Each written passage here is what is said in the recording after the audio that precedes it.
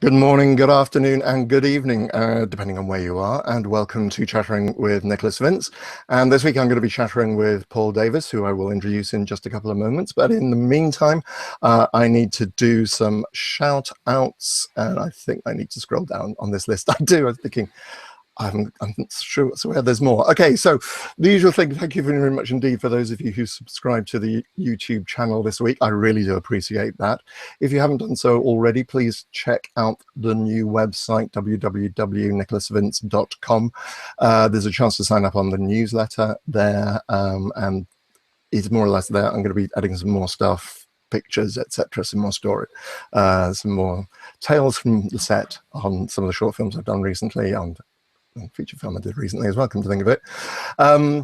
Jen and Sylvia Soska will be joining me next week, as a lot of you will know. I'm going to be setting up a poll on the chattering group. It's such a popular show. I want to give as many people as possible involved with the show. So I think one of the fairest ways to do that is to ask you to submit questions beforehand. And if you want to be able to join us physically online as part in the little strip at the bottom and actually chat to them live, I'm going to try and work out if we can do that. But I just want to give it to the people who've really put some thought into the questions. Have a look at the Chattering with Nicholas Vince Facebook group, and there will be a poll there. It's free to join, and everybody can join it. Thanks to the Unrestricted View Horror Film Festival and the London Horror Society for screening Rats and Mindless on Wednesday this week. We had a great evening there with Katie and Mark Logan, Katie Bonham, Mark Logan, Devin Rickard was screening, a whole load of people. Really, really fun. It was a great venue as well. It's the Hen and Chickens Theatre in Highbury and Islington. Go and see stuff there. Some really interesting stuff going on there.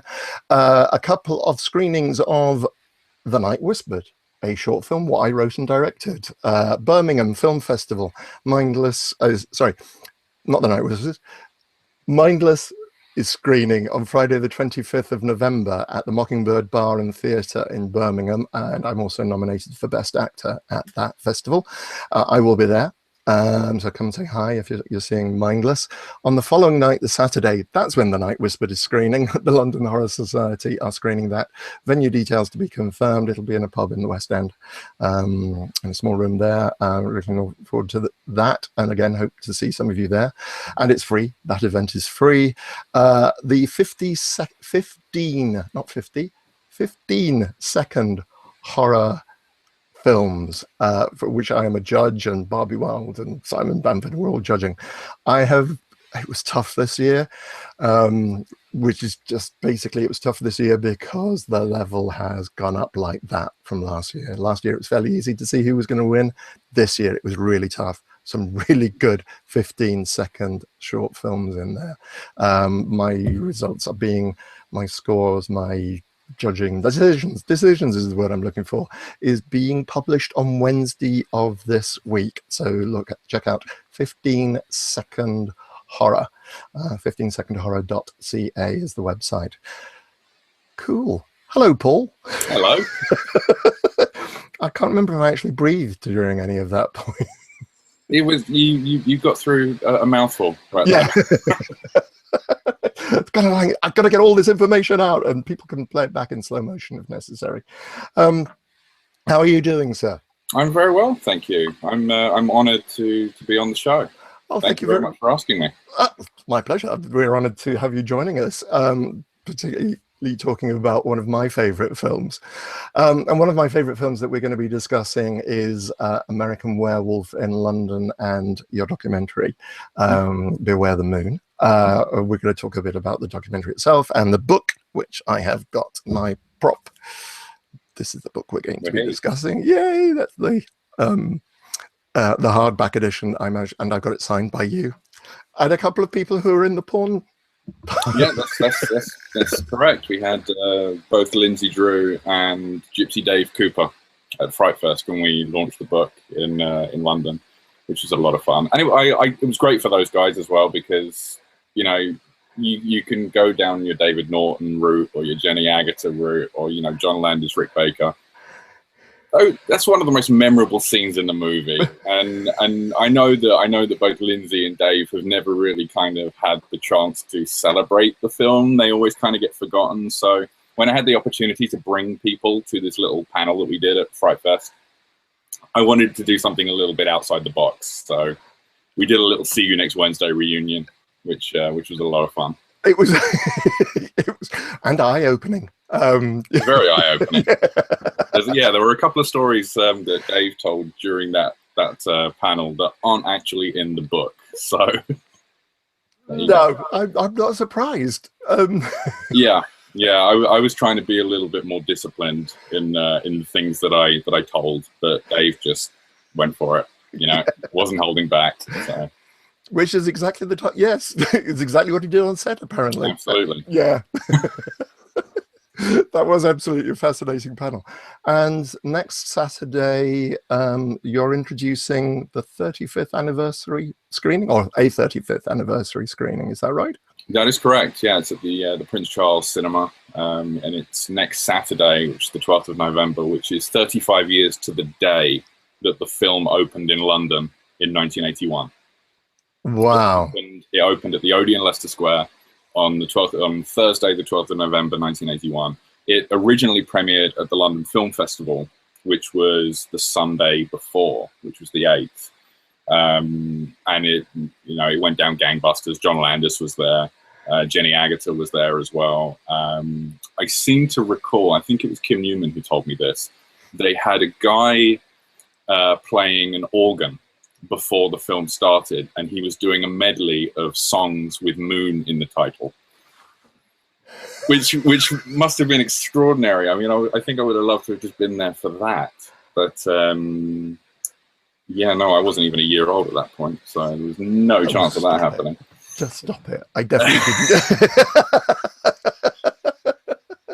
But the thing that's significant about the screening as well, I mean, it's not just a 35th anniversary screening on, the actual anniversary, but it's actually the first time that the brand new restored DCP is going to play in London. The film has been completely cleaned up and restored, supervised by John Landis, given the thumbs up by Perfecto Beardo himself.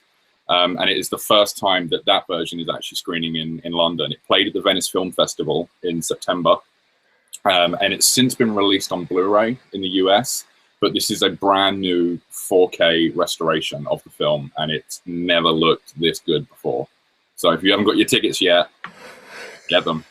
Yeah, so that's the Prince Charles Cinema in London's Leicester Square at 6 o'clock. I think we may. Mm-hmm. Yeah, just in case. Yeah, and we've got a couple of surprises in the intro as well. So it'd be a fun night. Yeah, Craig and I have both got our tickets, so we're really looking forward to seeing it. And I think the interesting thing about these restorations is, I think one of the concerns is when you take a movie that is that old, mm-hmm. and you take prosthetics which are that old as well, do they stand up if you get to 4K? Absolutely. I mean, I know that was one of the things that John was concerned about when because they did another restoration of it only as recently as 2009, which was when the first Blu-ray was released with the Beware the Moon documentary on it.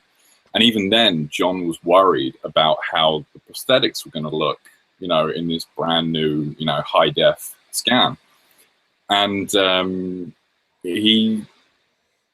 he turned around and was just kind of mind blown. It was like, well, this is why Rick Baker is Rick Baker, because they look even better, in high def, and they really do. I mean, I remember they screened that version, that restoration at Fright Fest on the old huge screen 1. Right. And just the level of detail you could see was just absolutely mind blowing. And, it was like seeing the film for the first time all over again. It was so strange. There's just so much texture and detail, and that's why the guys won 7 Academy Awards. I knew Rick Baker won an Academy Award. Yeah, no, Rick has won 7. Rick has won 7 Academy Awards for makeup. It may be 8. I don't know. Maybe I'm shortchanging on one, but I know it's either 7 or 8. Right. Yes, the reason he's the best in the business. Yeah, and this was his first Academy Award, and it was the first Academy Award for makeup. It was the first time that makeup had ever been recognized by the Academy of Motion Picture and Sciences, and he was nominated. It was only 2 nominees. It was Rick Baker and Stan Winston. You know, so you got two heavyweights going up against each other, and Rick didn't think he was going to win. He had no idea he was going to win. You know, you're not, you know, since when are the Academy going to give an Oscar for a movie that's got, you know, dead people in it, people with ripped throats, and, you know, a porno in it? It's like, it's never going to happen. But to his surprise, you know, he went up there and he was given his Oscar by Vincent Price and Kim Hunter. That, I think, is the bit when I was there. Oh my God, Vincent Price gave that Oscar. I just like, absolutely, that must have been so cool for him. That must have been so amazing for him. Okay, so we mentioned the hardback, and I just wanted to do a brief, because I mentioned in the hardback sold out. How many? Is 1,000? We sold out. Yeah, we sold out 1,000 copies. We only intended to do 1,000 copies because we wanted it to be a collector's piece, but I think. I don't think any of us, myself and Gary Smart and the guys at Dead Mouse Productions, Cult Screenings, I don't think we kind of knew that it was going to sell out so quickly, because it was, it was up for pre-order since April this year, and it shipped in mid-August, I think it was. But it wasn't until people started posting Facebook pictures or Twitter pictures or Instagram pictures of actually physically having the book that orders just went nuts. And literally within 2 or 3 weeks, it was gone. So that's quite extraordinary. I was reading it in the last few days. It is. No, I'll come back to it in 2 minutes, actually. I'm gonna we'll talk about the book in a few moments, because I want to talk about the documentary first. Okay. Or I also wanted, you mentioned before that you've just gone, you're going through what I went through a couple of weeks ago, which is building a website from scratch. Tell me a bit about your website. And well, it's going to be, I'm still building it at the moment. I was literally building right before we came on the air. It should be finished by next week. It's going to be at kesslerboy.com. So it's KESSLERBOY.com. And there is a site currently there that I've had for a while, but you'll soon learn as soon as you go on there that I didn't update the front page since 2013. So right. I wanted to do something. I wanted to have something that looked a little nicer, but also didn't need as much maintaining as perhaps the last one that I built, you know, because I kind of structured it so that there'd be a blog on the front page, and I just don't have time to write blogs anymore. So I wanted something a little bit that just stood up, and it was a showcase for my work. And the thing that I'm really excited about is, for the first time since because I made 2 short films back to back in 2012, 2013. I made Him Indoors with Reece Shearsmith and Pollyanna McIntosh. And then straight after that, I made The Body with Alfie Allen from Game of Thrones and Hannah Tointon. And they've never kind of had like a steady home. And and you can get them online, but you have to pay for them. And I don't like the fact that people have to pay for them. I mean, especially with Him Indoors, because I crowdfunded that. So I kind of feel as though people paid for that anyway. Right. But you know, these are 2 films that are like 3 or 4 years old now, and they are finally just going to have a home. So on my brand new website, at some point this week, both Him Indoors and The Body will be free to watch. At any time people want, you know, they will be there. So that's great. I've watched Him Indoors.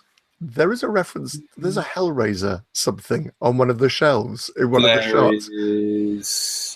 I don't know if I had a replica of the puzzle box in there. There's definitely a Nightbreed reference. I may not have spotted that. Yeah, well, I've got Decker's mask.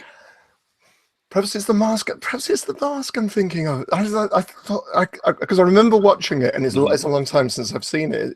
It's a good year or so since I've seen it. And I thought, yeah, he's got a Hellraiser reference in. Yeah, that was literally just like, I just brought tons of stuff from my collection, because that house that we shot in was completely empty. So we had to furnish it from scratch. And yeah, so I just brought tons of stuff from my collection, because I wanted Reece to play like this kind of, I wanted him to play one of us, but the version of us that the BBFC are terrified of. You know, the guy who is impressionable by these movies and does the things that James Furman was always worried people would do if they owned The Exorcist, for example. So like go out and become possessed. Absolutely. Although with this guy in particular, he's agoraphobic, so he couldn't go out. So people had to come to him. Hence why he's torturing a poor pizza guy at the beginning of the movie. Yeah, it's a great short film. It's a really fun short film. And how did you meet Reece? How did you get Reece involved? Reece, this is where again all roads lead back to An American Werewolf in London and John Landis. John was promoting his book that he did a few years ago, Hollywood Monsters, and they did before that, actually, I'd been cast. John put me in a little silly role in his film Burke and Hare with Simon Pegg and Andy Serkis. I was because I'm 6'8", he thought it would be funny to have me laying down in my part. And not only that, but I was getting my leg sawn off by Tim Curry, who played Dr. Monroe in the movie. And so I got to go and have a leg cast and prosthetic leg, all that kind of stuff. And then I got to hang out with Tim Curry all day, which was crazy. So from there, Reece Shearsmith was also in Burke and Hare. And we met very, very briefly at the wrap party, but we never really chatted. But it wasn't until John was promoting his book, Hollywood Monsters, that they did a screening of Island of Lost Souls at the BFI South Bank. And Reece did a Q&A with John. And we didn't stay for the movie, but we all went to dinner afterwards. And then that's how we got chatting. And I was working on another movie project, which unfortunately didn't pan out. But I was talking to Reece about a role in that. And the idea of him indoors came from when we were trying to get funding or trying to get backing for this script. A sales agent said, well, we know that he can do setups from the documentary and stuff like that, but we've not seen him work with actors. So it was kind of like a necessity to show me directing actors. So I didn't even have a script. I just had this silly little idea that had been in my head since 1996. And I just emailed Reece. I was like, look, there's not a story yet. There's not a script, but how do you fancy playing an agoraphobic serial killer? And he just emailed me back one sentence, by God, yes. So from that point, it's like, okay, I got to write a script now. And I wrote it in 3 hours. And actually from that email to Reece, which kind of cemented that I then had to make this film at this point, to the actual premiere, which was at the 2012 Fright Fest, was 6 weeks. So I wasn't messing around. I was not messing around. And I feel bad because it actually, to be fair, I mean, I'm not sorry that I did it, but it did screw up a relationship that I had with the producer who was working on the feature script that I was working on, because and I, hindsight's 20/20. I look back now, and of course that producer would have loved to have been involved and worked on that. But they were working on another film, and I was itching. I was like, I got to do it now. So another producer actually said to me, I'll do it. And I made the film, and the relationship with the other producer was just kind of completely. I burned a bridge, sadly, and I feel terrible about it now. But I just really wanted to make the movie. So on the one hand, I'm glad that I did it because it opened doors. But at the same time, I hate the fact that I'm no longer in touch with this really great person that I would have loved to have worked with. But it happens. It's tough. Yes. I mean, that's really is the difficulty about our business, because so many things are potential. I remember, I'm probably told that I was speaking to my manager when I was in Los Angeles last year, or earlier this year, and we were in the car, and he was just getting phone call after phone call for his other clients, unfortunately. Right. But and he said to me, Nick, you just have to understand, 80% of what I work on just doesn't happen. Yeah. Because there are so many projects going on, there are so many different moving parts. Well, this is why I feel. I mean, at the time, it was like, well, I'm making my movie. I don't need you, kind of thing. And like I said, looking back now, I wish I had not had that. It was naivety on my part, because now in the years since, you know, I've experienced Hollywood, and I know what it's like, and I know how difficult it is, and I know that it was just me being absolutely, you know, going in half-cocked and, you know, just really not getting what the business is really like. And now that I know that, I look back on that period, I'm like, oh shit, I wish I'd handled that a lot better. But, you know, it did get me on the path that I'm kind of on now. So it's bittersweet, I guess, is the way to look at it. Yeah. But no, Him Indoors was a lot of fun, and it opened the door to the next short, which was The Body. And that just kind of went through the roof, and I really wasn't expecting it. And I kind of didn't take to The Body as much as I did Him Indoors. I think Him Indoors was my baby because I wrote it, and I edited it. And editing that was a really a valuable lesson in pacing, you know, because it was, as soon as I finished the Him Indoors, I went back to the documentary and I was like, I'd love to cut 20 minutes out of this. You know, because as we mentioned before we went on the air, Beware the Moon, the documentary, is actually 3 minutes longer than An American Werewolf in London, which is a point that Landis always likes to shove in my face. You know. Okay, all right. So this brings me perfectly on to what we would, you know, the main thing that we want to talk about this evening, and that is American Werewolf in London. So very briefly, I mean, when did you first see American Werewolf in London? I saw An American Werewolf in London, and it's really strange now. I actually have a definitive answer for this now, because when I was first doing press for the documentary, I kind of had an idea in my head, but I was not sure. But when I went in to do the book, I came out with exact dates and all this kind of stuff, because I knew, because I recorded it. Well, my parents recorded it. We had an old Betamax recorder, and I always remembered it was the BBC. Well, it was the British television premiere of An American Werewolf in London. So when I was doing the book, I went through like an archive, a BBC archive, and I found that screening date. So it was the 16th of February, 1985. Yeah, 1985. So yeah, I was 3 years old, basically. But at the point that I saw, and this is the thing that always that I always have to explain, because otherwise it makes my parents look really bad. But the thing is, I was a big Michael Jackson fan, even at that young age, and I had the Thriller LP, and you know, I was very much aware of the music video. And then when the sell-through video came out, my dad bought it for me, and it had the making of attached to the video as well. And so very, very quickly, I learned that these are people doing a job. You know, monsters aren't real. You know, they're telling a story. And I was just a sponge for it. I just absorbed all of that. So whenever I watched anything after that, to a degree, it ruined it, because I'd lost that cinematic magic of, you know, fantasy world, and, you know, this could be happening in another place in another time. I knew that they were actors, and I knew that there was a director, and I knew that there was a makeup artist who made all these people. So I enjoyed the illusion. I enjoyed the Houdini aspect of it. You know, the people were you know, it was make believe. And so when I saw An American Werewolf in London, I knew that is exactly what it was, so it didn't scare me. In fact, I did find it funny at that age, which is probably even stranger. But yeah, no, I was 3 years old, and, you know, I was just in a place where, you know, horror movies didn't really start to affect me until I was a teenager, where you pay more attention to the story.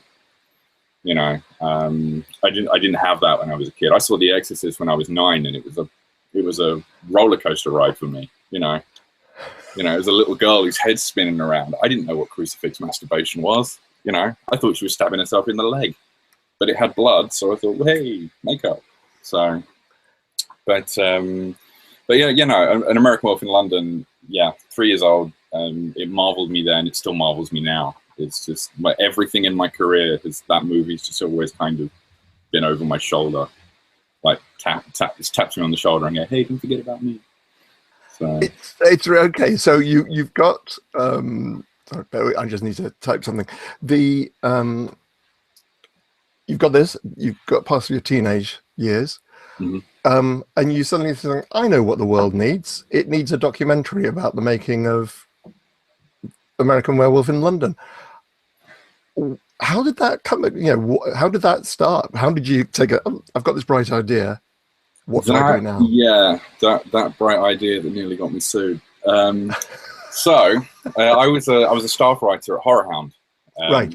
Great US magazine. Obviously, you do Horror Hound Weekend. Yeah. Great guys. I love Nathan. I was a writer for them from issue 2, and I was with them for about 3 years. And because I was the token Brit, it was the 25th anniversary of American Werewolf, and as you know, they like to do these big retrospective anniversary articles. And I remember I did a huge article in issue 3 on the video nasties, again because I was the token Brit, so he knows all about it. I did one on Thriller. I did one on, I think the last big article I did for them was on The Exorcist. But American Werewolf was like the first kind of big retrospective that they gave me, and it just really came out of trying to find reference materials and trying to find quotes and interviews and stories that I could just lace this thing with and make it interesting. But I really couldn't find anything. And Universal had put out a DVD in 2001, which had like an interview with Landis. It had an interview with Rick Baker, had an audio commentary with David Norton and Griffin Dunn. But that was pretty much it. And there wasn't really, and I didn't just want to pull quotes from a DVD that I know everybody who's reading this has, So I reached out to David Norton, to his booking agent, and they were like, yeah, send some questions in an email, and like I was getting like two or one word answers back to everything. I was like, this isn't happening. And then I just got really frustrated. I was like, look, why doesn't that DVD have like a really in-depth, retrospective documentary? Every Evil Dead disc that's come out, and there were probably about half a dozen at that time, has got them. Texas Chainsaw Massacre's got it. The Exorcist's got it. This movie deserves that. And then it was like the light bulb went off, and I was like, wait a minute, it was shot here. About 70% of the cast and crew were British. I should do it. If I don't do it, somebody else will. And that was my thinking at the time. And it was just from there, I went to one of the Collectomania shows in Manchester at the GMEX when they were doing them up there. And it was just like the gods were just smiling down on me that day, because I met a camera operator and a filmmaker called Anthony Bueno, who's currently doing the epic 10-year documentary on Ghostbusters. Which he started working on while we were still making Beware the Moon. I love the fact that he's still doing it. He hasn't given up, But yeah, we got chatting, and I just kind of like, he was telling me about what he does, and he's got his own film equipment and all this kind of stuff. And I just said, look, do you like documentaries? He's like, yeah.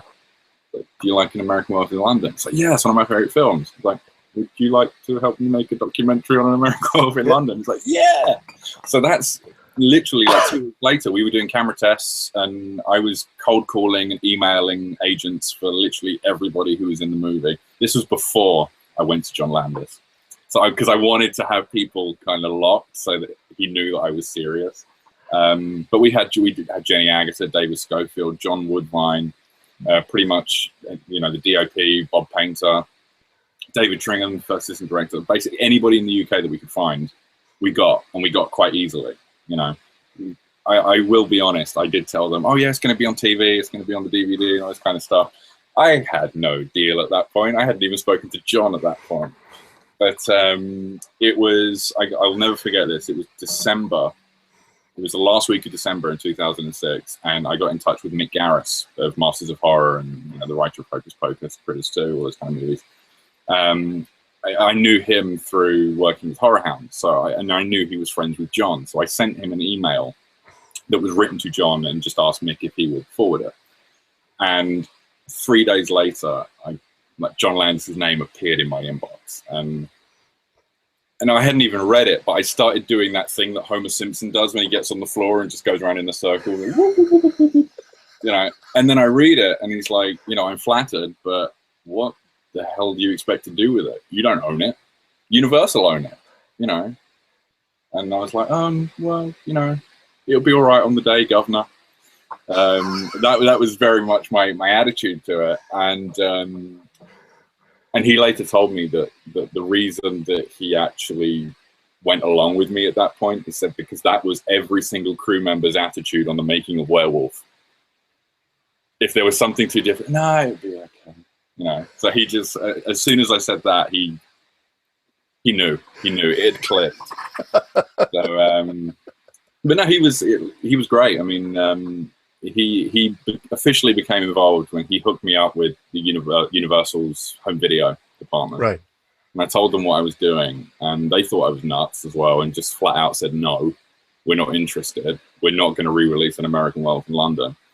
And then I very bluntly said, well, you've got the remake of The Wolfman coming out, and I know full well that you are going to re-release every single werewolf title that you've got in your catalogue, so don't give me that bollocks. You know. And they were like, well, no, we're not interested. So I called up the licensing department. I asked them how much it would cost to license. I pulled out like 18 minutes of footage, and they gave me a number back, a price that was just astronomical. And I just kind of like just sunk into my chair there and then. And I'm like, why? What is it you're doing? And I told this person exactly what the project was. And she goes, what, on home video, I don't want this? Are they crazy? And I was like, well, you work with them. You tell me, you know. And she was like, I'm going to call you back in 30 minutes. Well, no, what's your email? What's your email? So I gave her my email, and I thought that this was the nicest shit sandwich I'd ever been served, because I didn't think for 1 minute she was actually going to email me. Literally 30 minutes later, she emailed me back and said, with an address, and said, send it here when it's done. And wow. All I did is I clicked forward, put John's email address in there. 10 minutes later, he replied, I'll be in London in 2 weeks. That's literally how it kicked off. That's extraordinary. I do not recommend that to any aspiring documentary filmmakers, by the way. You could end up in a lot of trouble doing that. Oh, kind yeah, of thing. very nearly did.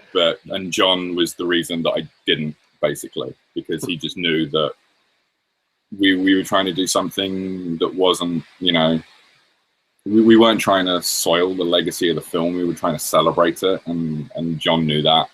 And, you know, he really championed it and helped us get it to the finish line. It was brilliant. 3 minutes longer than the movie it may be. It's really fascinating documentary. Yeah.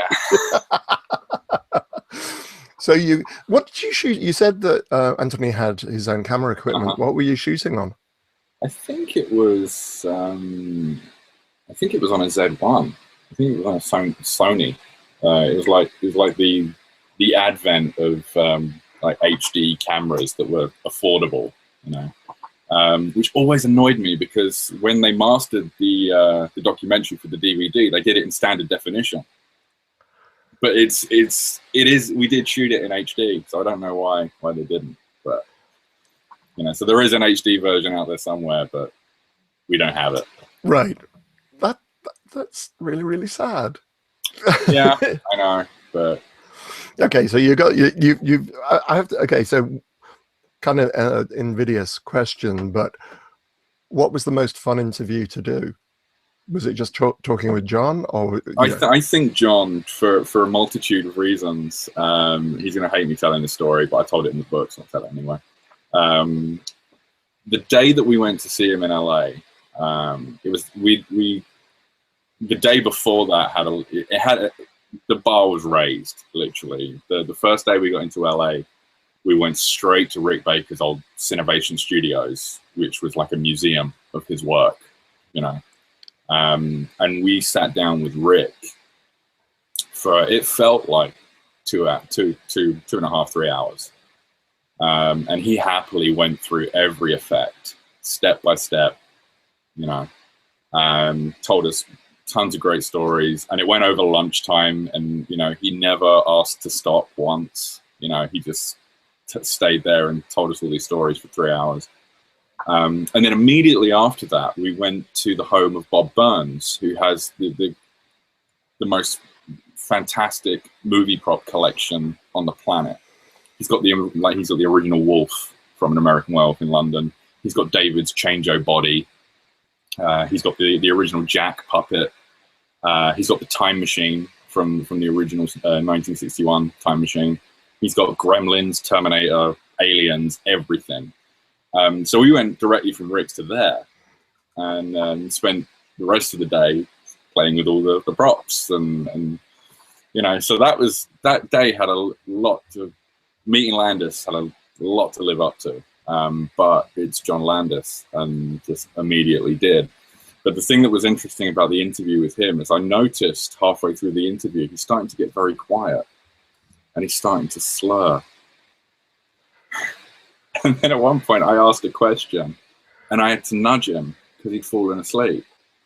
Because we made it very dark and atmospheric. Now, what had happened is he had dental surgery the day before. So he was dosed up on really strong painkillers. And not only that, I mean, like Sod's Law, we get the one day where it hurts John to talk.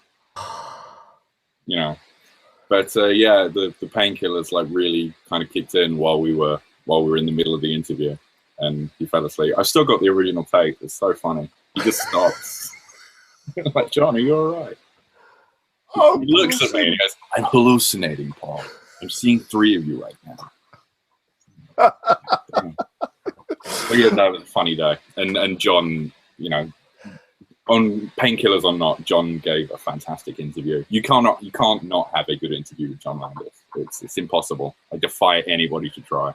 He comes across as just being, I think one of the things in the documentary and in the book, reading the book particularly, we mentioned this before we started, that what strikes me about the book, reading it, is that this feels very much like making Hellraiser originally, in terms of the animatronics, the FX makeups. Is everyone is so young. Mm-hmm. Everyone is, literally in their early 20s. Griffin, the actor, was only 19 when he did the role. Yeah. And incidentally, folks, the reason why David Norton got the part was for the Dr. Pepper ad, and you can see it on YouTube.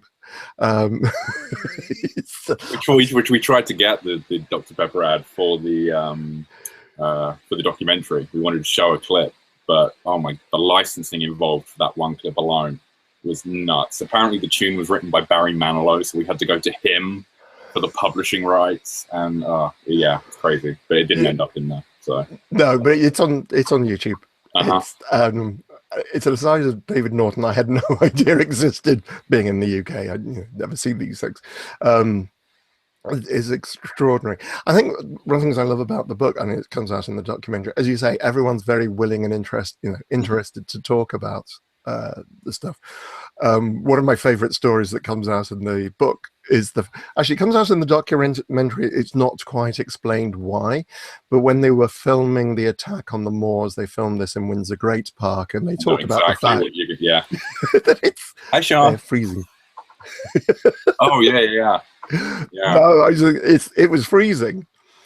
Yeah, and I love the fact that George Folsey says that they filmed in Norway in the middle of the winter, and that night was still colder. Well, it was minus 11 degrees. It's not mentioned in it's minus 11 degrees. Now, we filmed The Night Whispered at 0 degrees. I know how cold that was, and I will never complain about how cold it was when we made that now, because at minus 11 degrees, you lose sensation in parts of it. And it just goes. It gives you an idea as well when you watch the movie, and John tells the story about how they're walking under the rain trees. And from the time that they walked into the shot and got wet, and then walked to the end of the shot, and John yelled "cut," the water had already frozen on them. That's how cold it was. Chunks of ice in their hair, and you could like crack their parkas. It was insane, absolutely insane. It's quite extraordinary what they went through, and I think the other thing is it's all the interesting stuff about how the movie got made. The hurdle you talked about, losing a relationship with a producer. Landis nearly lost it with Rick Baker. Yeah, can you tell us how that came about? No, absolutely. But yeah, I mean, one of the big things when I started doing the book. Having done the documentary and spent 5 years just kind of gestating the documentary and you know, just knowing all the stories that I've been told. When I came to do the book, I was very much worried that there wasn't going to be anything new. But then one of the things clicked very, very early is that I knew that there was more to the pre-production, specifically with Rick Baker and his crew, that was not in the documentary. In the documentary, the pre-production is just too neat. It's far too neat. There was a whole lot going on behind the scenes, but Rick, in 2007, Rick didn't want to talk about it. And that, of course, is the movie that he nearly did with Spielberg called Night Skies. Right. Which was kind of supposed to be, it wasn't a sequel to Close Encounters, but he had Spielberg had a 2-picture deal with Columbia. And this was going to be his fulfillment of that agreement. And it was going to be a horror film. It was going to be, you know, these weren't nice aliens. And he asked Rick to do these like bust aliens that were fully animatronic. They could breathe. The eyelids would move, and you know, he had these servos where he would move his arm, and the creature's arm would do exactly what his arm was doing. You know, and this is in 1980. You know. So Rick's really at the forefront of this stuff. Nobody's seen anything like that. And then Spielberg goes off to make Raiders of the Lost Ark. So while Rick's doing all the research and development for Night Skies, he's doing Werewolf at the same time in a secret room, you know, of this facility that Columbia have hired.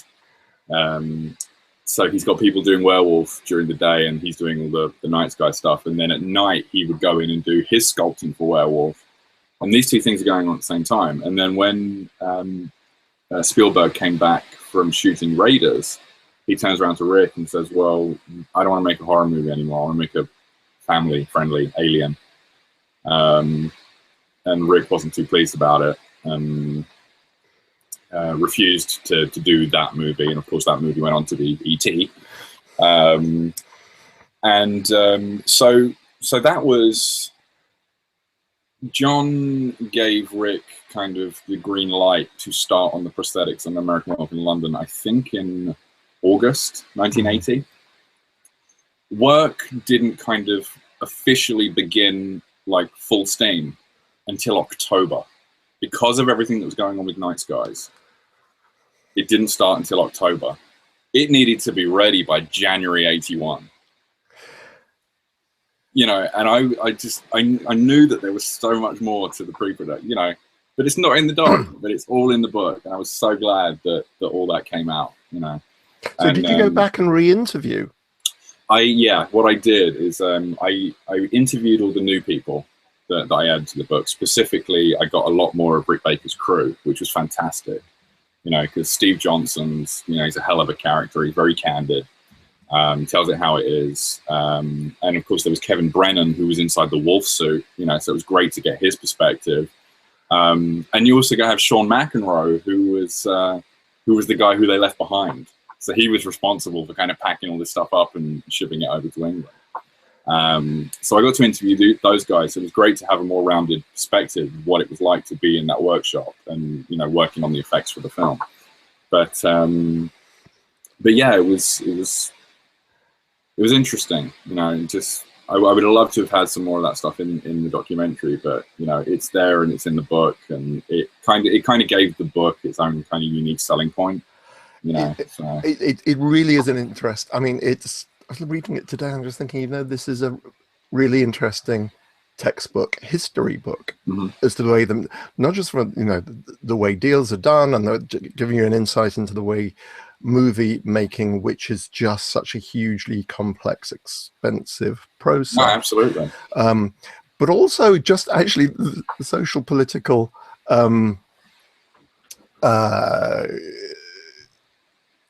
the history of the time. I love the comment about Margaret Thatcher having killed. Oh yeah. Driving a stake through the heart of the British film industry, which is exactly what she did, because she killed off. I remember at the time.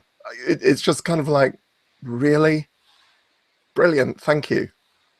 That comment actually from that quote from Landis in the book is actually from one of the points that I always end up arguing with people, when they refer to an American Werewolf in London as being a UK-US co-production. It wasn't. It was a 100% made with British money. That money was borrowed from a British bank. Well, it was the Edie plan. You know, that was a British. It was the British quota system. Yeah. You know, Universal only distributed the film. They own it now, but they didn't own it at the time. So it is a British film, 100%. That's it.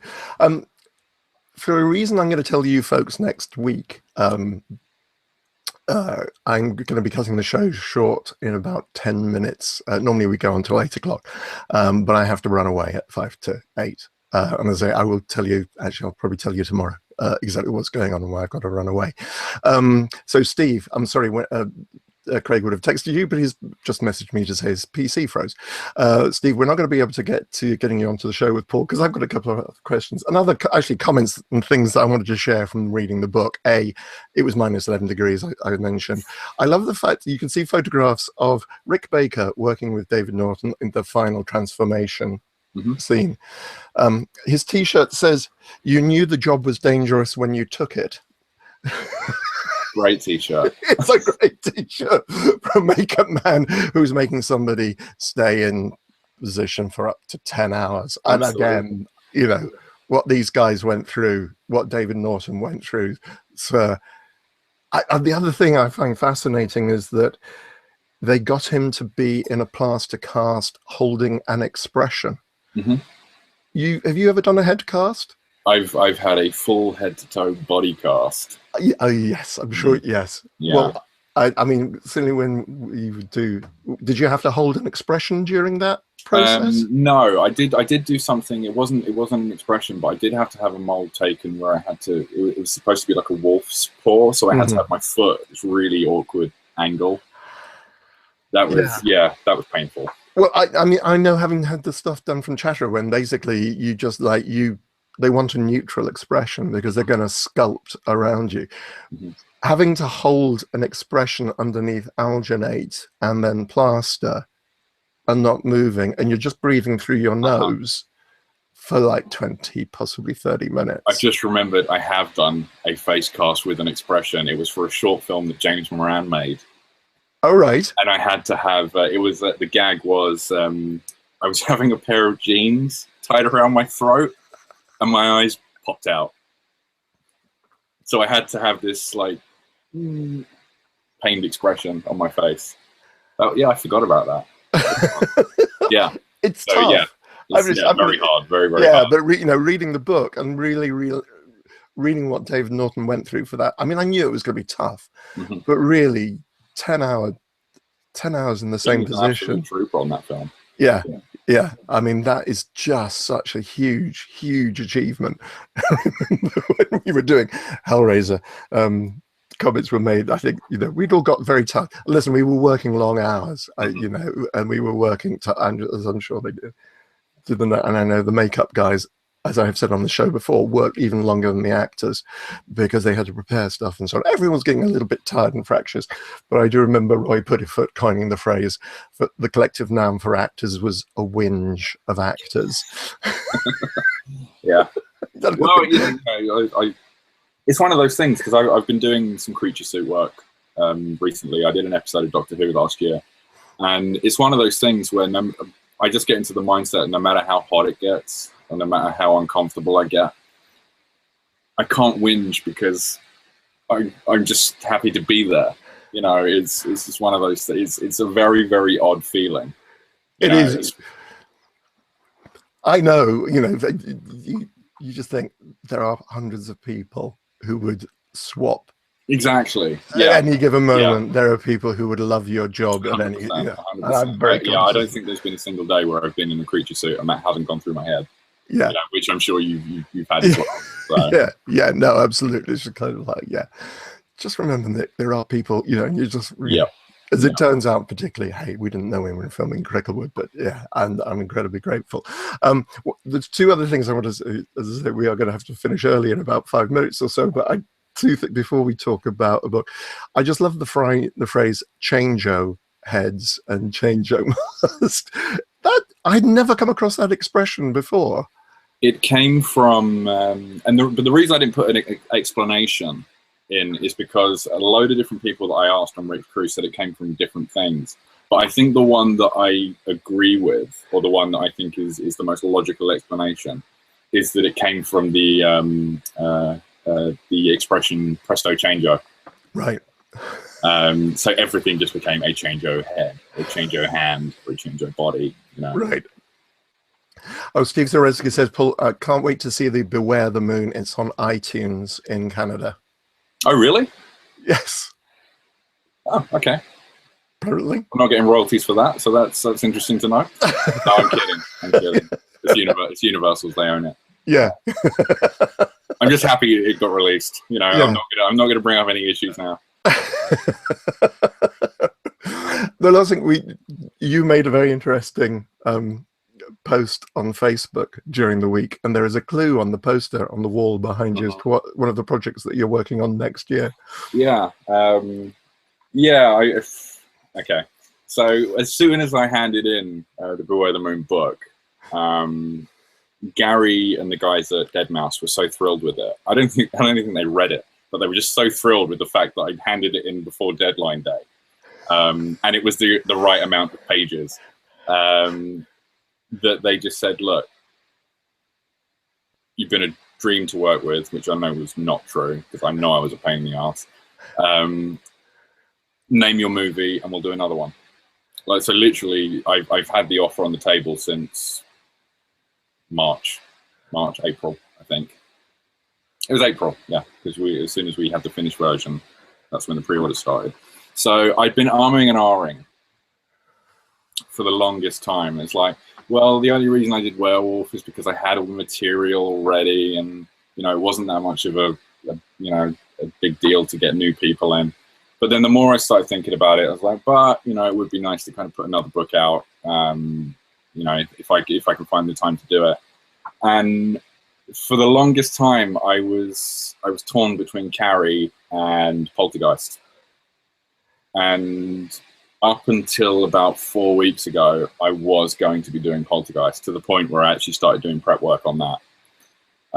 And then I was in Orlando with my fiance on holiday, and we went to a sold-out 35mm screening of The Lost Boys at the Enzian Theatre. And as soon as the movie started, you know, people were going crazy. They were cheering. They were shouting the dialogue back to the screen. They were singing along to the songs. And I just thought, this is nuts, you know. And my fiance Lydia turned to me and she said, this would be a good book. And I just turned back and I said, yes, a no-brainer. Yeah. So from that moment, I then got in touch with Gary Smart.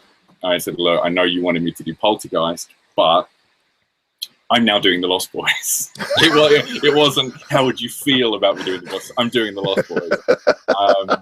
So yeah, I've been working on that for the past 2 weeks. I've already done a couple of interviews. I spoke to the last surviving screenwriter, James Jeremias, last week, which was very interesting because he was the guy who came up with the idea. It was his concept, which is, it's a great story. And you know, just to give you a brief idea, his thinking process was he just read Interview with the Vampire.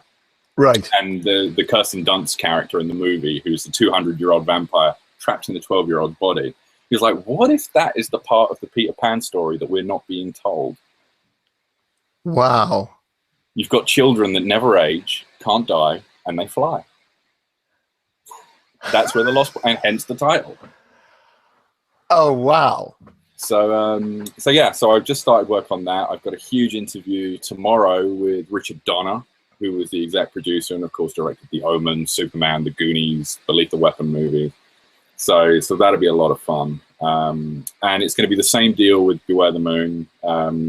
Tons of interviews done in the same format, tons of behind the scenes photos, limited edition, 1,000 copies, hardback. And we are aiming to get that out for August 2017 in time for the movie's 30th anniversary. Right. Are you going to do a documentary as well? No. No. I think I'm done with documentaries. But I feel, you know, if I can sit at home and do these interviews like over Skype or over the phone, that's fine. That's all well and good. But yeah, I think doing a documentary on it would be a huge undertaking. And I don't think it would be the same because, you know, I'd be missing people like Brooke McCarter, I'd be missing Corey Haim. Whereas with a book, I can use archive material to still include them. You know, but it wouldn't feel right to do a documentary and not have them there. So yeah, and the title of the book is Lost in the Shadows: The Story of the Lost Boys. You heard it here first, folks. There you go.